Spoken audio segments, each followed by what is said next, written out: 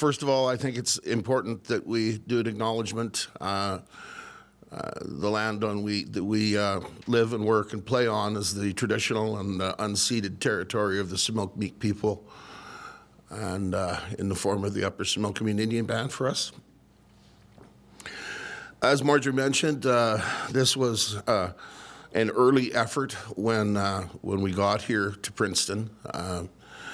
My wife and I joined the Museum Association here just 2 weeks after we moved to the town. And I started sitting in on the board meetings right away. And I think I was vice president just before they required a manager. And I was available to move into that position. So that's how we got here. And I should set up a little bit. The premise behind this is World War II. And this was a topic that I knew absolutely nothing about.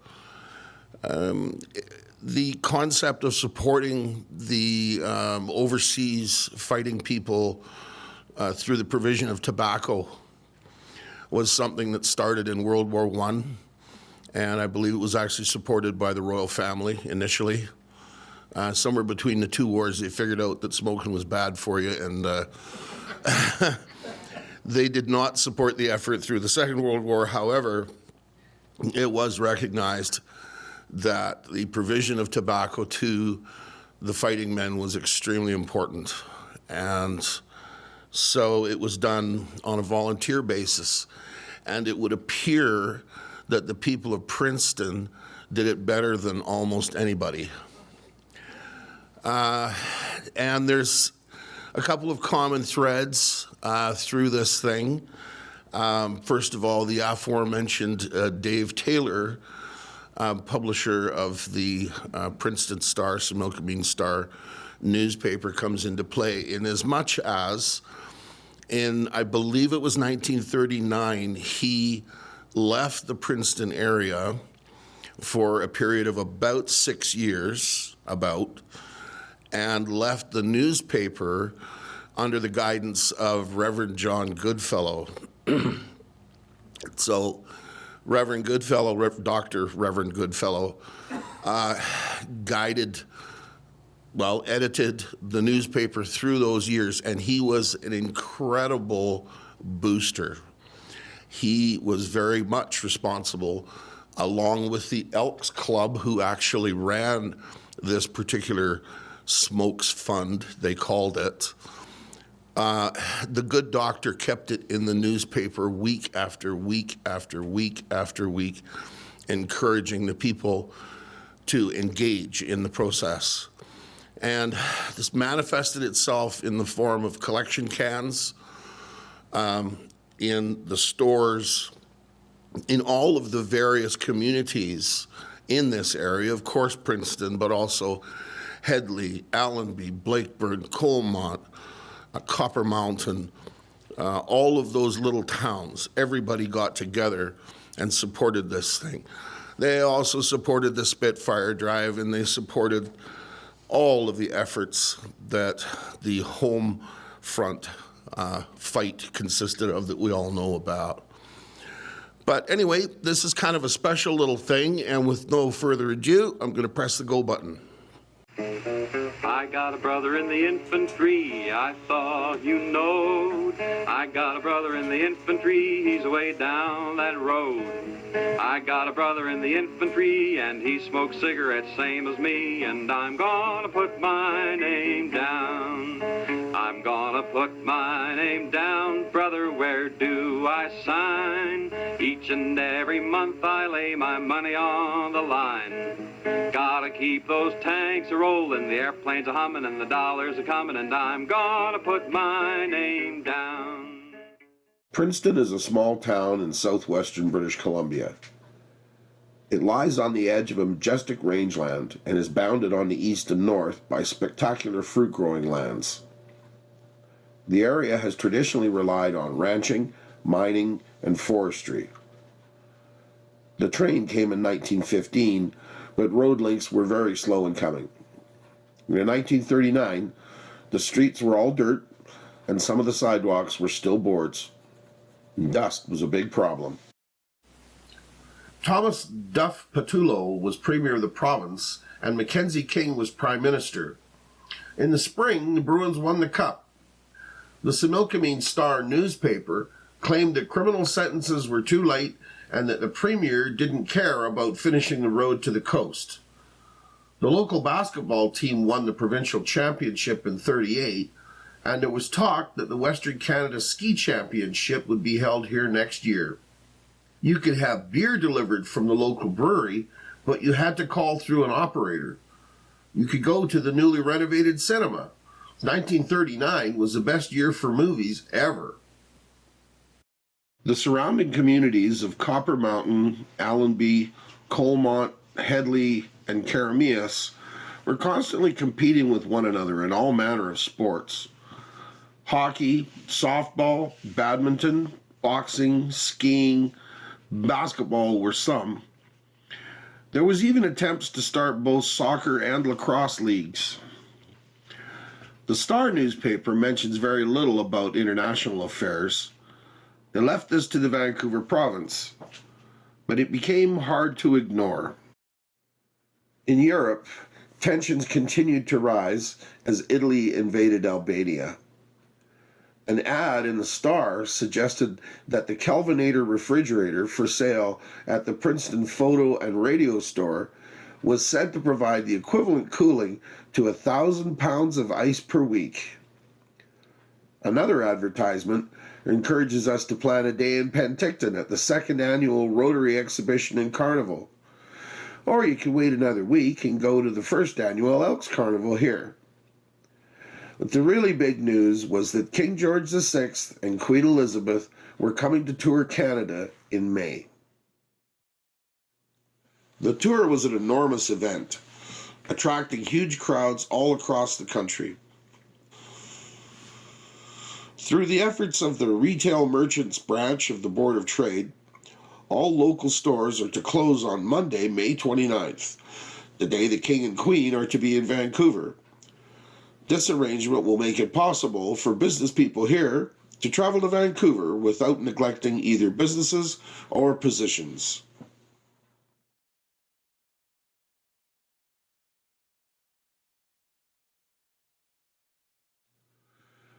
During the monarch's stay in Canada, Germany offered to sign non-aggression treaties with 7 European countries. Russia was battling with Japan at Khalkhin Gol in Mongolia, and Italy and Germany signed the Pact of Steel Treaty. The community of Princeton at the outbreak of war supported 2 butchers, 3 bakers, 3 hotels, 3 car dealers, 2 barbers, a billiards parlor, and a cinema. There was even a hospital and curling rink at nearby Copper Mountain. In June, Britain became embroiled in a diplomatic incident caused by the ongoing war between China and Japan. Bill, Bert, and Ethel Irwin, along with Maisie Ewart, returned home from a successful tour of skiing competitions in the USA and Canada. A touring carnival from Chilliwack came to Princeton. One of the attractions was a wrestling ring, and they would pay any comers $1 a minute to wrestle with their athletes. The newly assembled and equipped Elks Band would lead the parade for the Elk Stampede and Rodeo on July the 1st. On July the 10th, Britain reaffirmed its support of Poland against attack from Germany. At the beginning of August, 2 physicists warned President Roosevelt that the Germans may be attempting to build an atomic bomb. This became profoundly important. A concerted effort was begun to establish a community hall on Bridge Street in Princeton. Most significant events were held in the Orange Hall at that time. The Amber Ski Club would hold a dance on August the 25th with the proceeds to further development of the ski hill. There's a story about the new Boy Scouts troop meeting consistently every Friday night. Sunday, August 20th, is likely to go down in history as Dry Lake Day, or something to that effect. For no less than 4 Princeton organizations held annual picnics at the lakeside that day. At least 250 persons attended the picnics on the shores of the little lake. The Elks and the Princeton Ski Club combined their 2 picnics into one, with results that were pleasing to both groups. The music provided by the Elks loudspeaking system was enjoyed by all. The Canadian Legion and Legion Auxiliary was highly successful, with the pipe band leading a hand at entertaining everyone present. The Fish and Game Association outing offered, as its part of the day's fun, a new form of sports in these parts, aquaplaning. Towed behind Jim Bocock's fast outboard boat, the aquaplaners thrilled the many onlookers and spilled themselves into the lake time and time again. The Elks and Legion turned out to do softball battle during the afternoon, with the ex-servicemen roundly trimming their opponents. After supper, picnickers began to leave the scene of the day's activities, and it was past 7:30 when the last bus rolled home. Then suddenly it happened. Germany invaded Poland, and 2 days later, Britain and France declare war on Germany. Prime Minister Mackenzie King recalled Parliament to discuss the situation. Their first move was to institute the Wartime Prices and Trade Board the same day as the British Declaration. The scope of the board's mandate was very broad. Mackenzie King went on the radio the same day and announced the proclamation of the Defence of Canada regulations, which were emergency measures implemented under the War Measures Act. The extreme security measures permitted by the regulations included the waiving of habeas corpus and the right to a trial, internment, bans on certain political and cultural groups, restrictions on free speech, including the banning of certain publications, and the confiscation of property. Canada's actual declaration of war came on September the 10th, with the permission of King George VI. The very first victim of the war was the community hall.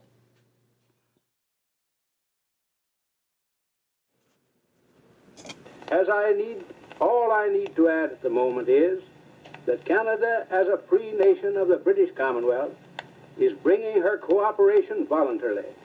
Our effort will be voluntary. The people of Canada will, I know, face the days of stress and strain which lie ahead with calm and resolute courage. There is no home in Canada, no family, and no individual whose fortunes and freedom are not bound up in the present struggle. I appeal to my fellow Canadians to unite in a national effort to save from destruction all that makes life itself worth living, and to preserve for future generations those liberties and institutions which others have bequeathed to us. 90 days later, Canadian soldiers were on their way overseas. The first men from Princeton that were accepted to serve were Arno Urquhart, Bill Brown, Arthur Shenton, Tommy Towers, Tony McVickers, and Jim Cooper. Many others enlisted even before Canada formally declared war. Others have enlisted in either Penticton or Vancouver, as there is no enlistment office in Princeton. The Canadian militia did not aggressively expand during the interwar years in the same way that European countries did, so it took a long time before Canada had a significant, trained, and equipped military force. Late 1939 and most of 1940 involved raising the manpower and training on Canadian soil. The militia formally adopted the name Canadian Army in November 1940. At about the same time, the horse was retired from military service. By this time, there were at least 25 service people from the Similkameen Valley overseas. On April 15, 1940, the colliery at Blakeburn and the facilities at Colmont were permanently closed. In August, all citizens over the age of 16 were required to register with the federal government and carry a registration card at all times. Every gun had to be registered, and every radio required a license. All civilian drivers had to pass a competency test. Taxes were raised to pay for the war. The 1st Canadian Division left for England on December 10, 1940. However, brigades from the 2nd Division had previously been deployed overseas. France fell to the Germans just as Canadian troops were arriving. In July, the Battle of Britain began.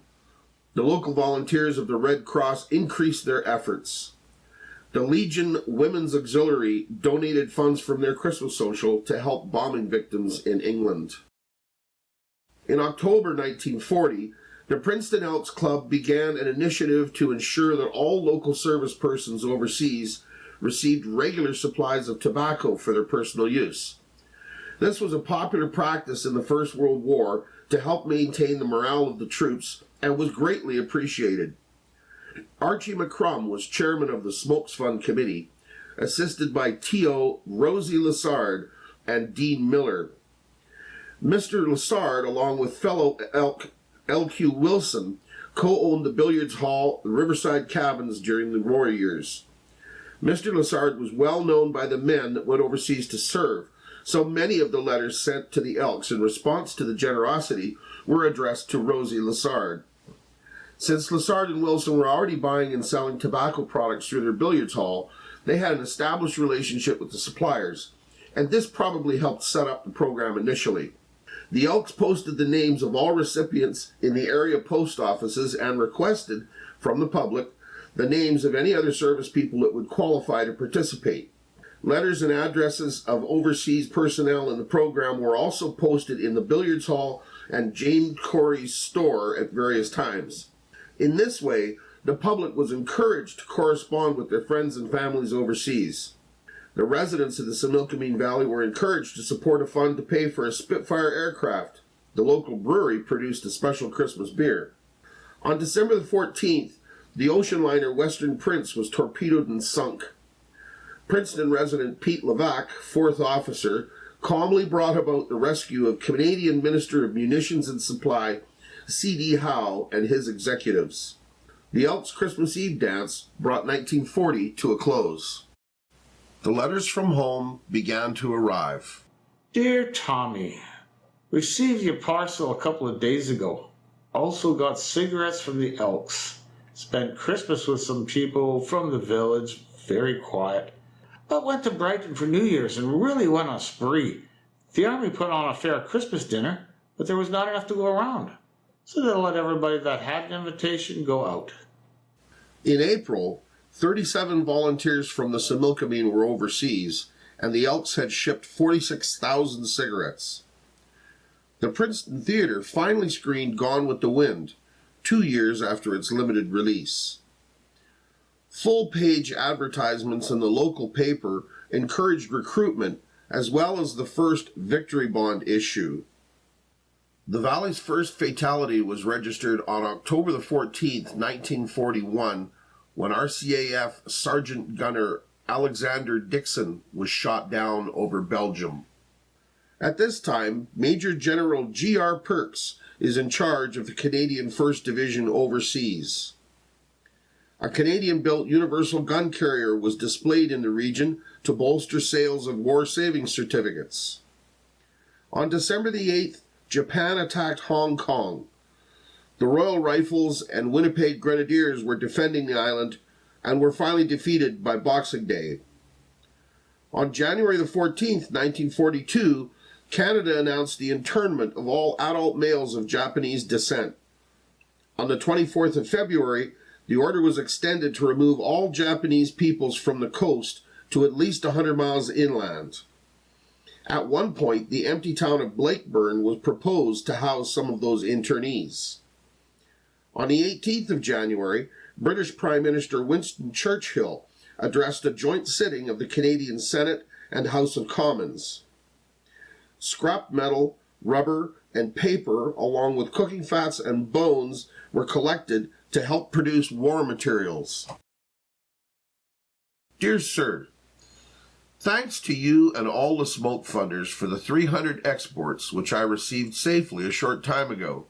Good cigarettes, any cigarettes, are practically unobtainable, so all of us really look forward to the ones from home. And what do I think of the English? Well, I married an English girl just 10 days ago, so judge for yourself.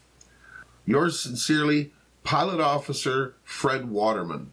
In February 1942, a list of all overseas personnel was published in the Similkameen Star. Food rationing began in July 1942, and citizens were warned against hoarding. Air raid precautions took effect, and the populace was instructed on what to do. Canadians were asked to contribute their earnings to the war effort in a variety of ways. Letters from service people and contributors continued to arrive. Mr. Lessard, dear sir, enclosed please find a postal note for $2 for the cigarette fund. I have received your letter stating that you have received word from Ray. I also received one from him saying that he is now receiving them regular.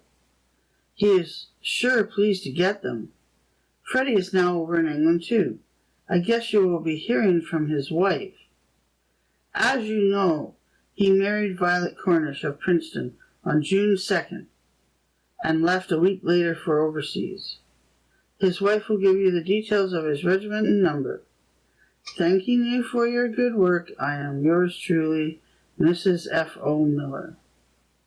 Early in 1943, with large numbers overseas, stakeholders in other areas suggested the military take over the distribution of tobacco. This finally did happen in 1944. The people of Princeton were stalwart throughout and set the standard for other small communities. Gasoline rationing goes into effect April 1st. The government has complete control over the labor forces in the country.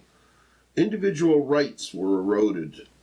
By this time, there's 163 service people overseas receiving tobacco from the people of Princeton. 762,000 cigarettes have been purchased and delivered. In March, Flight Sergeant William Penrose was shot down over Germany. Gas rationing, meat rationing, Save Your Fat, the Greek Fund, the Chinese Fund, and the Red Cross needs another $10 million. The Elks want unused household items to auction off to support the Smokes Fund. In April, Warrant Officer Michael East from Headley died. Here is a letter from the year before. Dear Sirs, many thanks for the 2 shipments of cigarettes which I received today. My cigarette supply was nil, so you will realize just how much your gifts mean to me. At present, the war has a gloomy outlook, if one might put it that way. However, there are better days coming soon. We have one goal, and one goal only, and that, needless to say, is victory. I shall be glad on the day when we will return to Canada and home. Thank you again for your thoughtfulness. Yours very sincerely, Sergeant Pilot Michael G. East. The Elks celebrated Canada Day with a softball tournament and an evening dance. In July, the Allies invaded Sicily. Corporal Don Lucas died there in August. The Smokes Fund is supplying 178 people, and over 1 million cigarettes have been shipped. Like most communities, the Red Cross here is doing amazing work. Canada has produced over 500,000 motorized vehicles for the war effort. Dear Sir, received 300 cigs, which I thank you 1,000 times over. I'm calling that my lucky gift, as a short time after receiving the gift, a bomb dropped 2 blocks from us, and say, what a mess. Sorry to say a few civilians were killed. I wasn't long in lighting up one of the cigarettes you sent to me. It sort of helps one to relax, regardless of who you are. Thanks to the Elks. Yours truly, Corporal Val Peterson. The Elks sponsored a big housey night in November. We call it bingo now. Young men can now start their military career at 17. Dear Brother Elks, a few words in appreciation of $300 received today, and to extend to you, one and all, my sincere best wishes for a jolly good Christmas and increasing success in your grand work for the new year. We can't say when the war will be over, but there's one thing we lads from the Similkameen are saying now and for years to come. Complimentary words for the excellent contributions of the BPOE number 280. Fraternally yours, Gordon Gibson. The end of the year saw the Battle of Artona, Italy. Again, the local paper publishes the names and addresses of all of the service people. On Boxing Day 1943, Private Marcel Landry was killed in the Battle of the Moro River in Italy. The Princeton Volunteer Fire Brigade held a New Year's Eve dance. 1944 saw the number of overseas enlisted relying upon the Elk Smokes Fund increase from 194 to 230, reaching a peak of 244 in April of 1945. It was a tremendous effort to keep up the momentum and continue to support the troops in this way. In May, the Princeton Players Club put on a play called Personal Appearance to a full house at the Capitol Theatre, the proceeds of which benefited the Smokes Fund. Jack Benny brought his cast to Vancouver to broadcast his radio show in support of the 6th Victory Loan program. His wife, Mary Livingston, went to school there for a number of years. Navigator Walter Matthews was killed on May 23rd. June 6, 1944 was the Allied forces' D-Day attack on Normandy, France. Ranville was the first French village to be liberated. Private William Evans died there. Sergeant John Hatton died in the battle for Caen in August. Lieutenant Robert Foster died in Ancona as the war raged on in Italy. Flight Officer Bert Irwin, DFC, rode home in September. To the Elks of Princeton, thanks for the parcel of 300 Wings cigarettes. The boys over here sure appreciate getting Canadian cigs. In fact, as long as any member of the crew has any of a Canadian brand, that's all that's smoked until they're gone. Then it's a question of, oh, when's your next shipment from home, Joe? We're flying Lancasters on this station. Thanks again for the cigs. Yours, Pilot Officer Bert Irwin. Dear friends, many thanks for another of your always welcome cartons of cigarettes, which arrived here this week.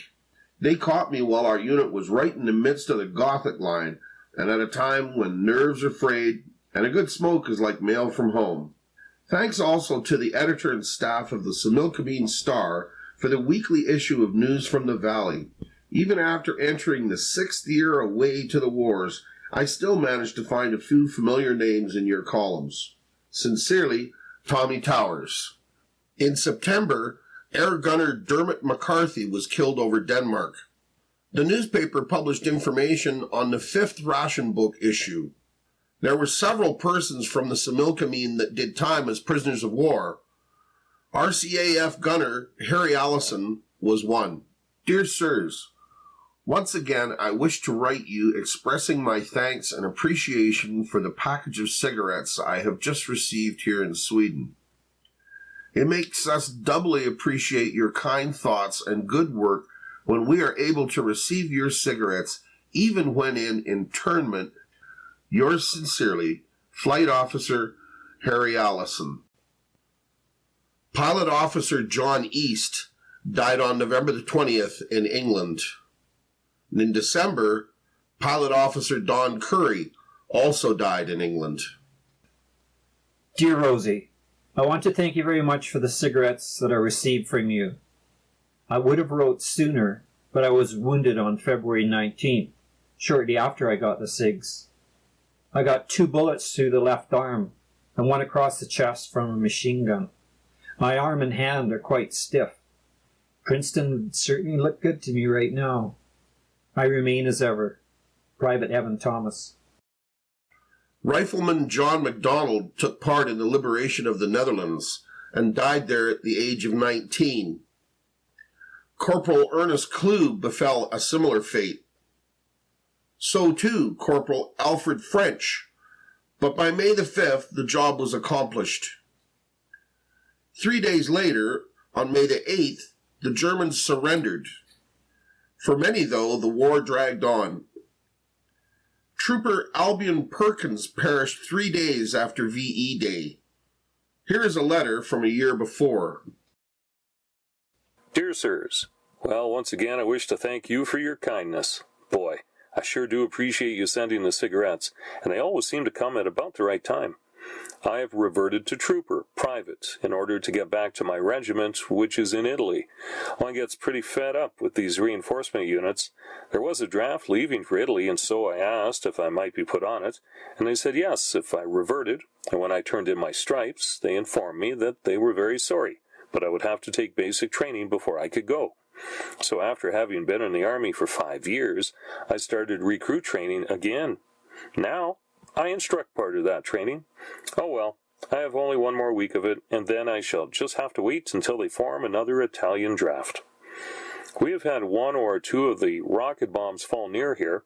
One shook the whole camp and left one hell of a big hole in a field, but other than that, it did little damage. I don't know just where the other one landed, but you can feel the concussion from these things for upwards of 10 miles. Well now, I will stop this rambling and go to bed. Thanks again. Yours respectfully, A. Perkins.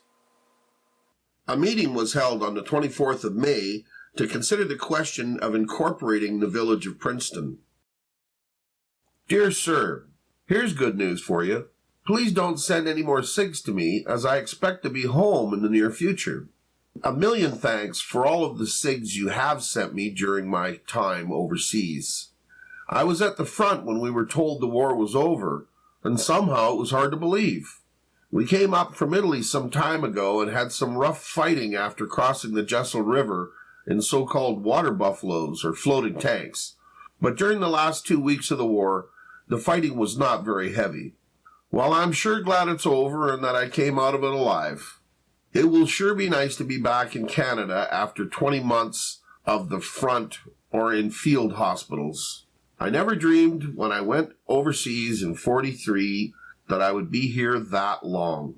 So now I want to thank everybody who helped make it possible to send cigarettes to all of us from the Similkameen Valley. So long live the Elks, and may they never again be called upon to send anything to the front in Europe. Or in other words, may there never be another war. Sincerely yours, Carl Gustafson. Private Dan O'Neill lost his life while fighting the Japanese in Burma. Flight Lieutenant Theos Lewis succumbed on June the 26th. On September the 2nd, Japan formally surrendered, but for some, the work was not finished. Dear Brother Elks, I've just received another consignment of 300 cigarettes, for which I wish to take this opportunity to thank you and everyone who makes this very fine gesture possible. Now that the war is over, we're still very busy flying over here, including foodstuff and medicine to occupied countries, which I believe are going to suffer a great deal in this forthcoming winter. I did have hopes of joining you this Christmas, but now my trade is frozen over here, so I imagine it will be quite some time before I see the Similkameen again. Thanks a million for the cigarettes, as they're harder to get now than ever before. Yours fraternally, Aircraft Mechanic DeWard Broomfield. The story of the Similkameen Valley service people would not be complete without telling of the adventures of Fred Waterman. While he certainly was not the only one that endured tests, his story is well documented. He enlisted in the RCAF in June of 1940, got his commission as a pilot officer in September 41, and then flew a bomber across the Atlantic Ocean to England, where he remained until February 1942. In January, he married Betty Hennies of Dorset, and then was off to fly over the Middle East. In August, his bomber developed engine trouble over Tobruk, but he achieved his objective and received the Distinguished Flying Cross from King George VI for his efforts. He went on to the Nigerian jungle and contracted malaria. Again, in August 1944, his plane was damaged and he escaped by parachute, landing in a tree with no boots and had to walk in the French mud. In October of 44, Flight Lieutenant Waterman's plane was badly damaged again, but they managed to make a fiery belly landing in England. I guess I'm doomed to be hung, he is quoted with saying. The Elks sent the final shipment of tobacco to England on October the 15th, 1945, exactly 5 years after the effort started. 60 shipments in all were made. $7,338.03 was collected, and this supported the provision of 2,594,900 cigarettes, as well as pipe tobacco and snuff for those who chose it. The big cities did some amazing things during the war, but the people of Princeton and District showed their spirit in a way that was unequaled by any other small town in Canada.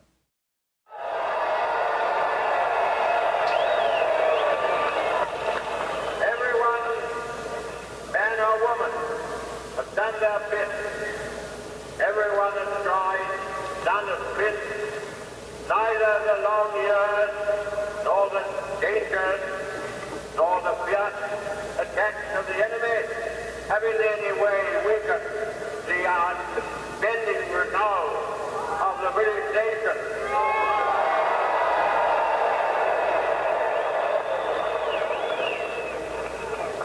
God bless you all.